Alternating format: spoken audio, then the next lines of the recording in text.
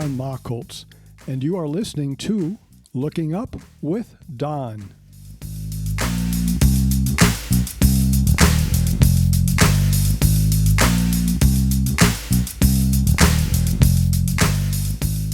This is the Looking Up with Don podcast, episode number 61 for the week of March 3rd, 2021.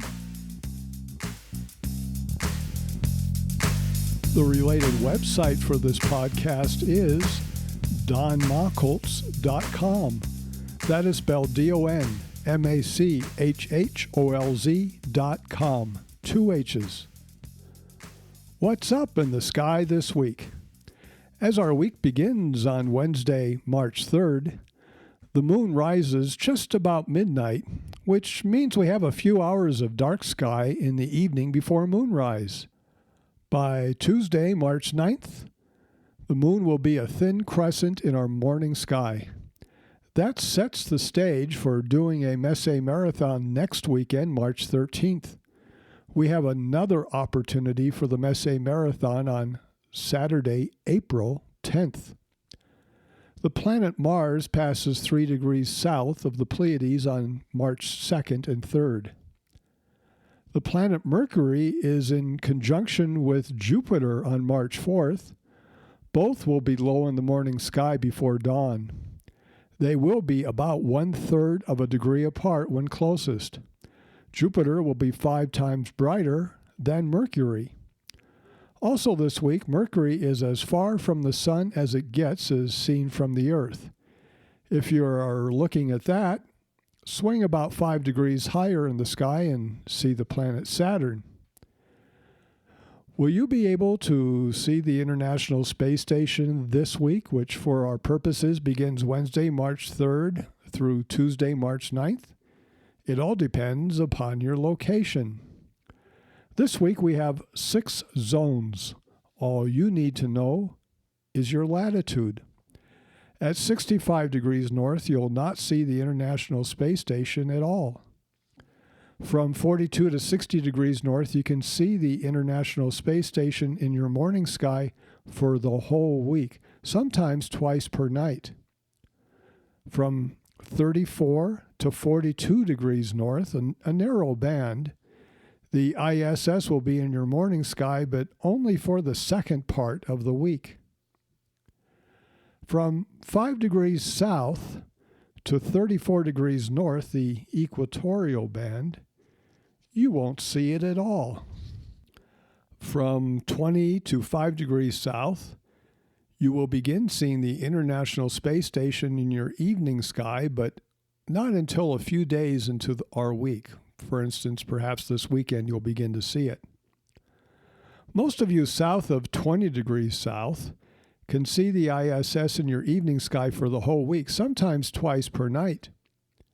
At the southern part of that band, such as New Zealand and southern Argentina, it will be in your evening sky for only the first part of the week. To determine where it will be in your sky, go to the website heavens-above.com and enter your location, then click on ISS. There's no bright comets in our sky this week. Last week we talked about universal time, also known as Greenwich Mean Time, and the time in your time zone. That is your clock time or cell phone time and depends upon your time zone and the time of the day. We use that all the time. It is based in part upon the sun's position in the sky. This week we learn about sidereal time, also known as star time.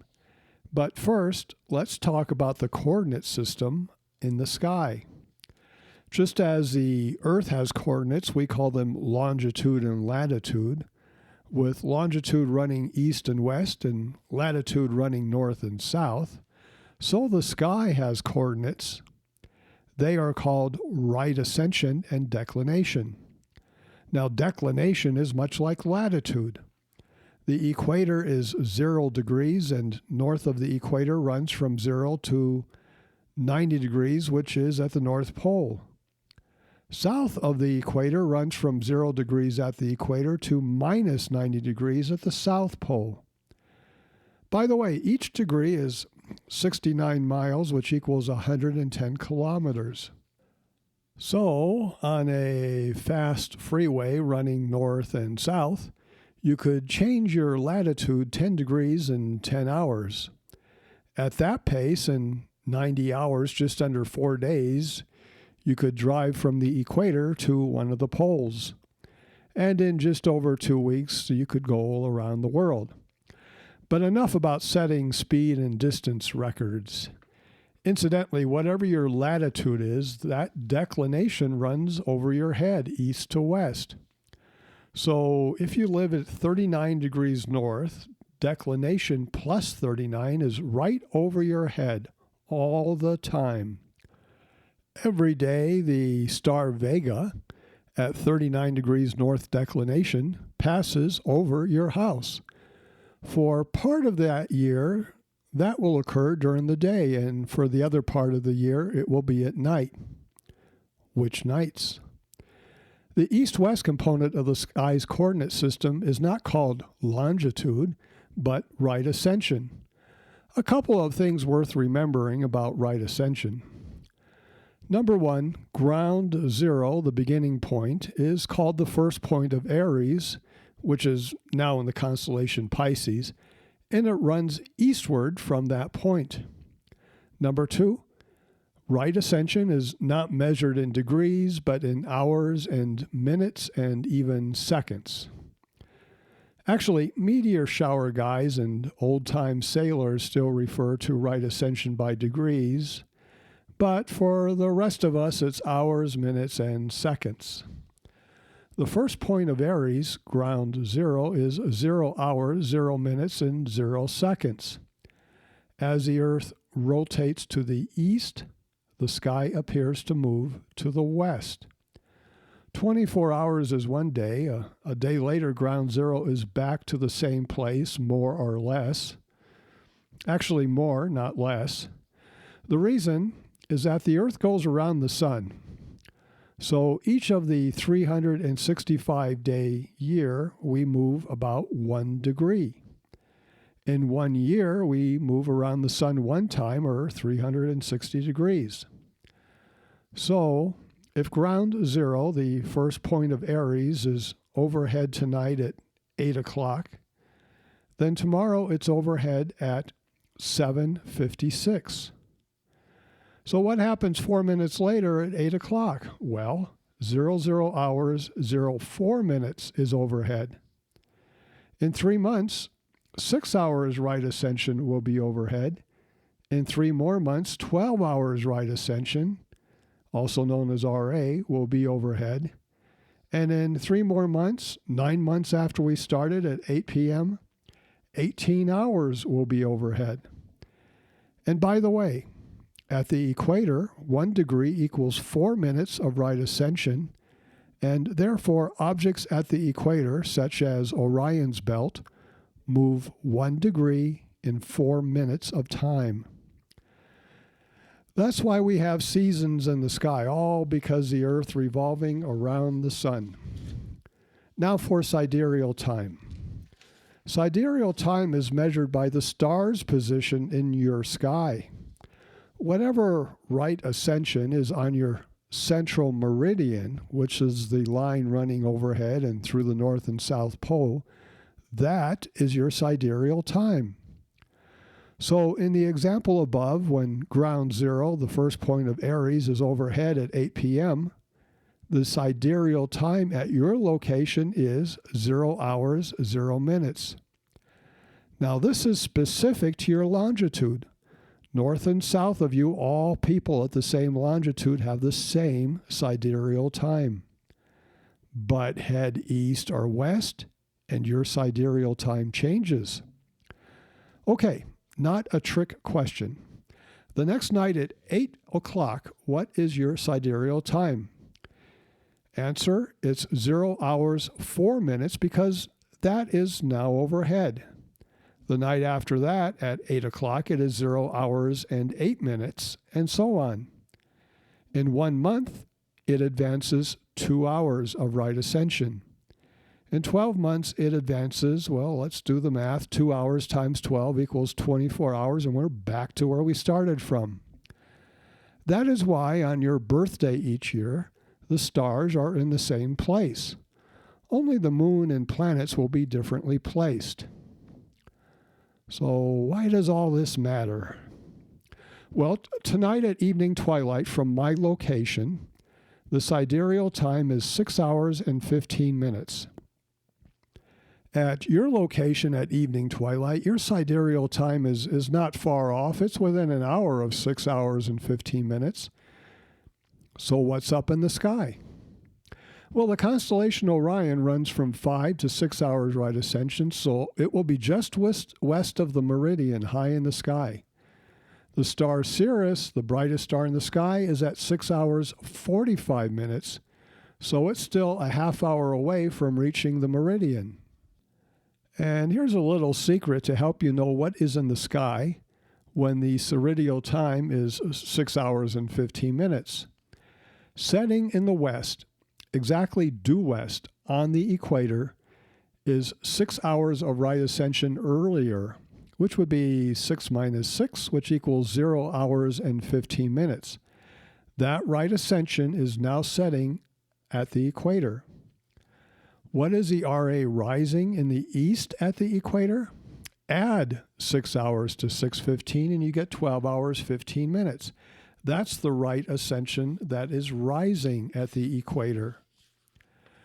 3 more things. Podcast 61 maps 1 and 2 cover the evening and morning sky at twilight times. This week I put the right ascension and declination lines into the star map. The way to use these maps is to face south and hold them over your head. The big circle is the horizon. Everything inside the circle is above your horizon. Now, looking at the map, for what sidereal time was each drawn? And can you find the rise and set points at the equator? Secondly, at 6 hours 15 minutes sidereal time, 12 hours 15 minutes right ascension is rising in the east at the equator.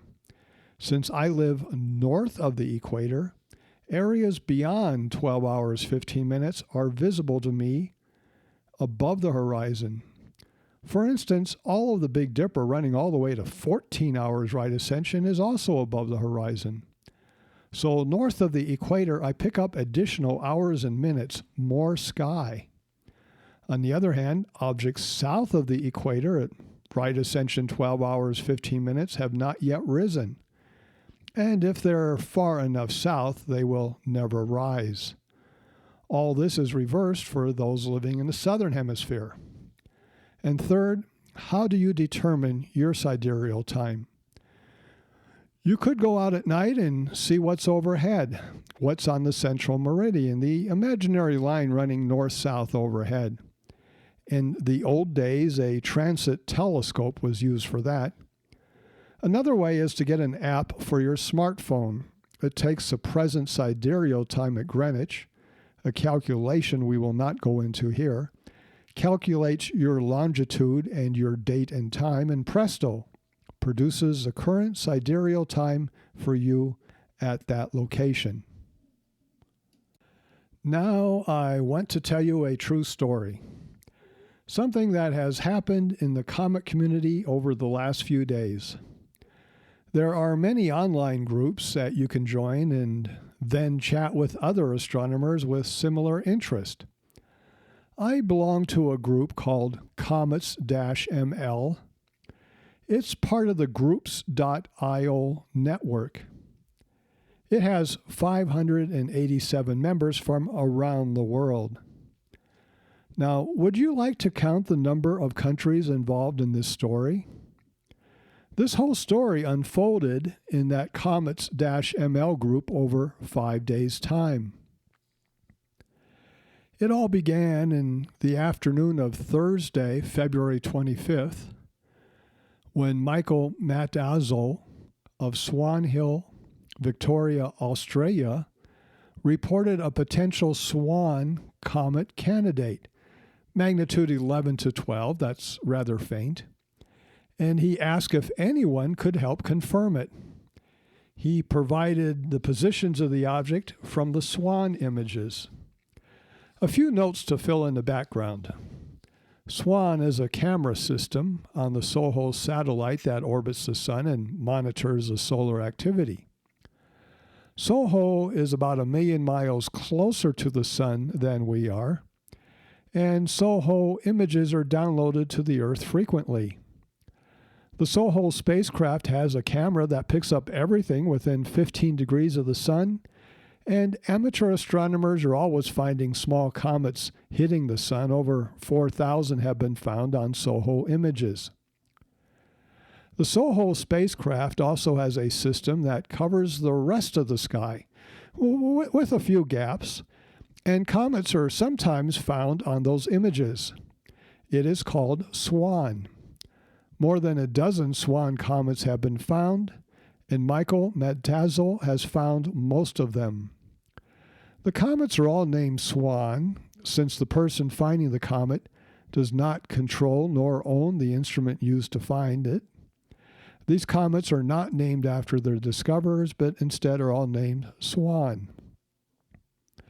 And Michael is asking for someone to see it from Earth, to observe it and get some accurate positions. This would do two things. One, it would confirm that it exists. And two, it would give us enough accurate positions to produce a reasonable orbit so that it can be followed.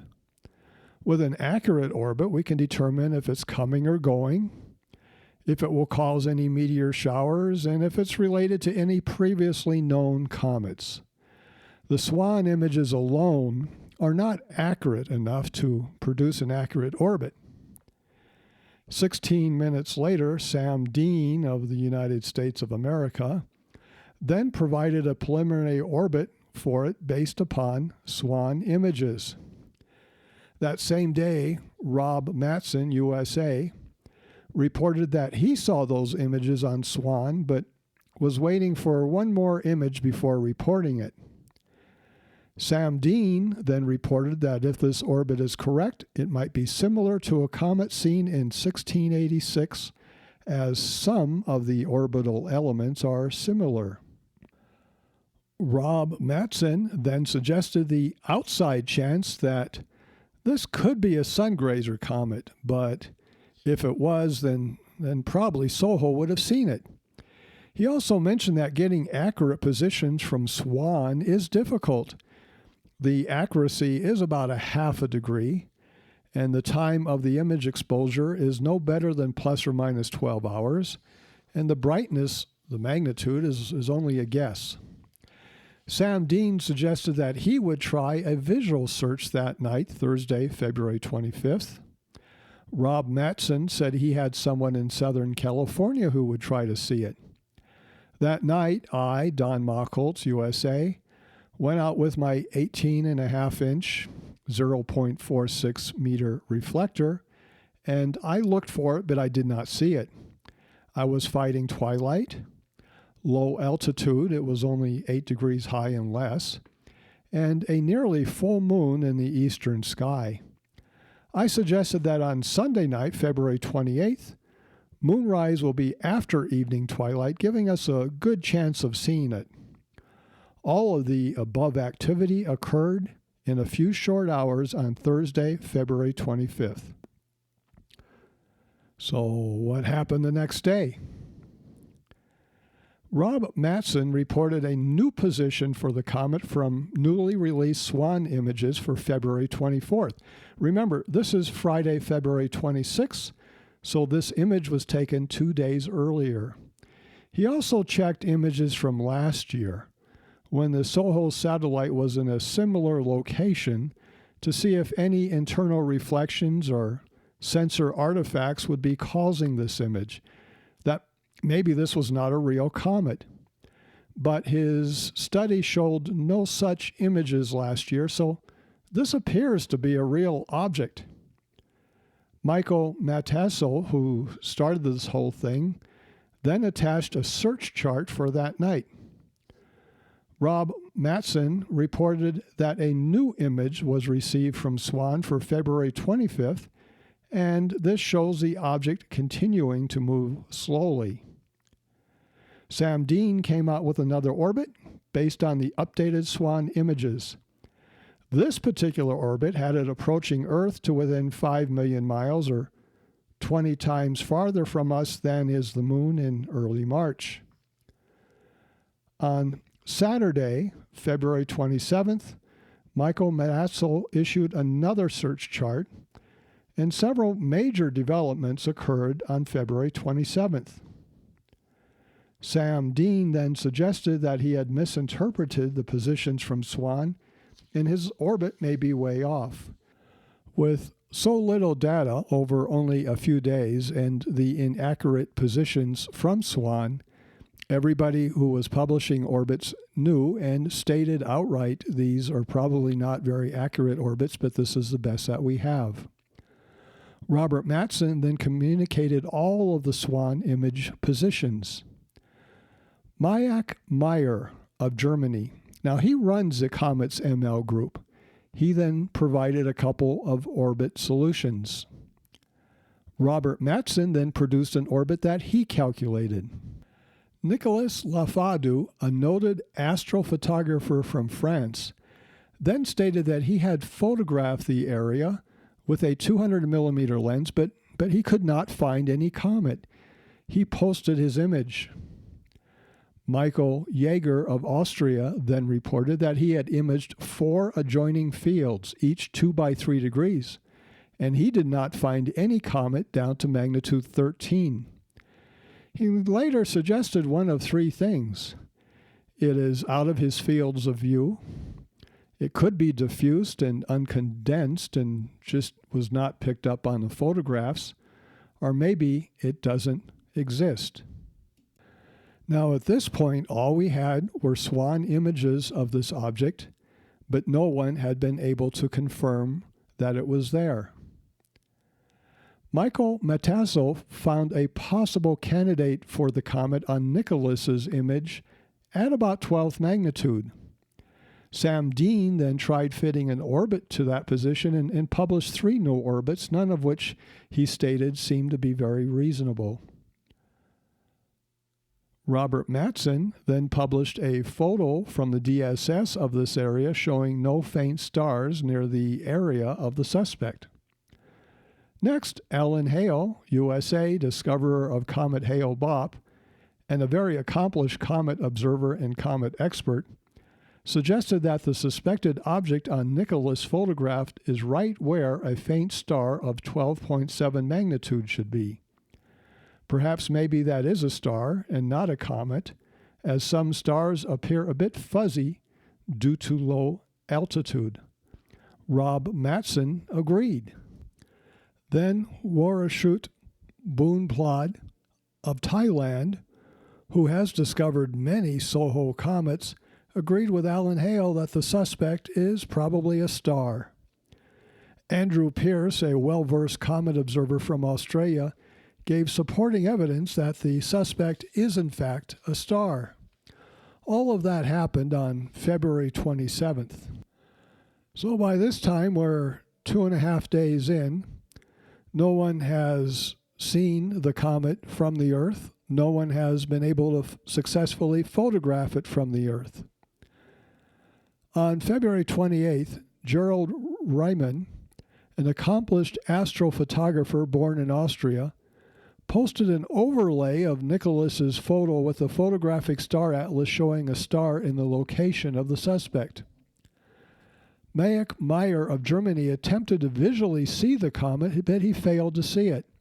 He suggested it's fainter than magnitude 9.5, and he also published a new orbit. An early orbit suggests that this comet, if it exists, could produce meteors in mid-March, but later orbits show that it would not. The break in the case came from a post by Gerald Reimann, a good friend of Jaeger who lives in Austria. He reported that Michael Jaeger had phoned him that he had indeed imaged the comet at 1800 hours Universal Time on the 28th, and the position is 23 hours 30 minutes plus 13 degrees 20 minutes at about magnitude 10. Michael was still out in the field, and when he gets home he would produce accurate positions for the comet. LUWD of Italy used a 33-inch telescope, 0.84 meters, to obtain some images, and he published his position. He knew where to point his telescope from the message about Michael Yeager's position. Meyer published a new orbit based upon, in part, the positions by Christos Sarzaki, who also made confirmation images. Then, with LUWD's position, he published a new orbit. The comet then became known as Swan 21D. Alan Hale of New Mexico used Meyer's latest orbit, and he found an image of the comet on Nicholas's image the day before. Now, this was the same photograph where people had thought they had seen the comet, but they were mistaken. It was a star. However, elsewhere on that photograph, the comet was visible, but barely visible. Nick James in England. Nick James is the director of the Comet section of the British Astronomical Association, then picked up the comet with his camera and a telephoto lens, and he published his positions of the comet. Both LUWD and Michael Yeager published their images of the comet on the internet. Sam Dean published another orbit and an ephemeris to indicate where the comet can be found in the future. Then there was some discussion as to whether the comet will appear in the field of view of another satellite known as Asteroids. Well, it depends upon which orbital path the comet is taking. Robert Haver of Italy published an orbit indicating that this comet orbits the Sun every 323 years, but again, it was a very preliminary orbit. It has some similarities with the comet of 1686. And if it has this orbit, it will pass about 5 million miles from the Earth in about a week. Next, this discussion occurred.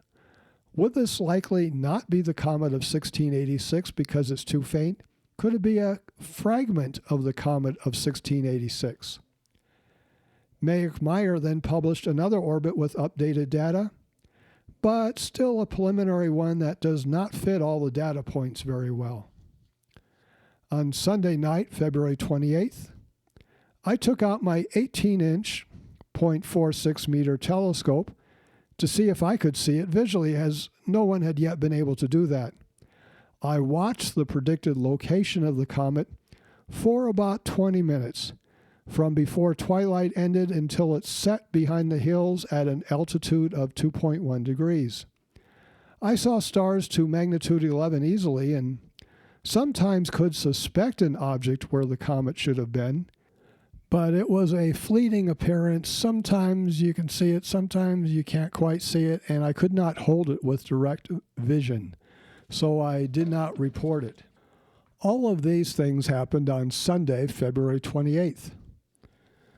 On March 1st, Dennis Bogazinski of Scotland posted an image of the comet he took that evening. Also on March 1st, Francis Kugel of France published some accurate positions that he obtained from his images of the comet. Then Roberto Haver of Italy published additional positions of the comet from March 1st imaging. By now, images are pouring in and more accurate orbits are being calculated. The latest orbits suggest that the comet is on the far side of the Sun from us, and it will be getting fainter. So that's the story. An exciting week on Comets-ML. Many people working together to track down a suspected comet. People from 10 countries by my count, all in a day's work. Or is it? Michael Matasso, who started this whole thing, how much did he get paid for scanning those swan images each day? Sam Dean cranking out orbits. What do you think? Big paycheck or small paycheck? Michael Yeager, who commuted to his observing site several times, setting up equipment, took images, measured any positions he found, and communicated them to the group. We are using the services of one of the best comet photographers ever. How much did he earn for his work on this project? The observations, orbits, and opinions on this object all took time for the many talented and experienced individuals involved. Who employs these people? Nearly without exception, no one employs them. They all worked for free as amateur astronomers. Amateur astronomers from around the world working around the clock to confirm a comet. It doesn't get better than that. Change of subject. As you know, I discuss comets in this podcast, also the moon's phase each week. I discuss the planets. We highlight galaxies, clusters, and nebula to observe many of the weeks.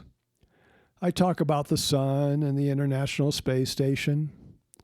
What is the one item that we have not discussed in over a year of podcast? Asteroids, also known as minor planets. I have nothing against asteroids, so let's get to them. The first asteroid, Cirrus, was discovered on January 1st, 1801. At that time, it was considered to be a planet, and its orbit filled the gap between the orbits of Mars and Jupiter. Then, the next year, a second asteroid, Pallas, was discovered. Okay, now we had two of these small planets. Then 2 years later, in 1804, a third asteroid was discovered. It was named Juno. Finally, in 1807, a fourth one was found, and it was named Vesta, and that's the asteroid we'll see this week. So we had what became known as the 4 big asteroids. These are giant rocks that orbit the sun. 38 years later, the 5th asteroid was discovered. Then the discovery rate increased. Now there's over 1 million known asteroids, and a dozen more new ones are found each night. Asteroids are small compared to planets. The largest known asteroid, Cirrus, 580 miles across, that's 940 kilometers across, is about 1/4 the diameter of our moon. Pallas and Vesta are about 1/8 the size of our moon. Vesta can get as bright as magnitude 5.3 and can conceivably be seen with the unaided eye. This time around, it's magnitude 6.0. Do you hear a challenge coming up? Yes, this week we're going to try to see an asteroid with the unaided eye, and with binoculars, and with a telescope. Vesta was visited by NASA's Dawn spacecraft a decade ago. It orbited the asteroid for more than a year, photographing and mapping the surface. Vesta has a crater nearly as big as the asteroid itself, and this crater was caused by a collision with another asteroid millions of years ago. The collision threw lots of material into space and spun off several more asteroids. Podcast 61, Map 3, shows the position of the asteroid Vesta for the next few weeks. It is in the constellation Leo, and Vesta is near opposition, meaning we are between it and the sun, and it rises about the time the sun sets. So wait a couple hours after sunset before observing it. Try seeing it with the unaided eye. Go out a couple hours after the sky darkens, but before moonrise, and give it a go. Leo is in the eastern sky. Use podcast 61, map 1 and 3 to find it. It is presently magnitude 6.0 and passing through a part of the sky without too many stars. Now, finding it first in binoculars may help you to find it with the unaided eye. Very few people have ever seen an asteroid with the unaided eye, so here's your chance. No, you do not get an award for seeing it. Through binoculars, the asteroid should be easily visible, but hold them steady for the best view. With a telescope, Vesta should be an easy target, and since it's a very tiny disk, it may not twinkle as much as the stars do. Presently, it's 1.4 times farther away from us than is the Sun, so you won't see any detail on the asteroid, and you'll probably not see it as a disk. To recap the podcast, what's up this coming week? Mars is closing in on the Pleiades in the evening sky, Mercury is approaching Jupiter in the morning sky, and the asteroid Vesta is in the constellation Leo. You have been listening to Looking Up with Don, podcast episode number 61 for March 3rd, 2021. I'm Don Machholz. Once again, the related website for this podcast is donmachholz.com. That is spelled DONMACHHOLZ.com, 2 H's. You can contact me at dontheastronomer@gmail.com. Once again, dontheastronomer@gmail.com. God willing and pod willing, I'll be back next week for another episode of Looking Up with Don. We will discuss what's up in the sky, and we'll look at a few new objects, and I'll talk about a discussion I heard in 1969 that helped set the course for my life. All that and more. Thank you for listening. See the sky this week. I'll see you next week.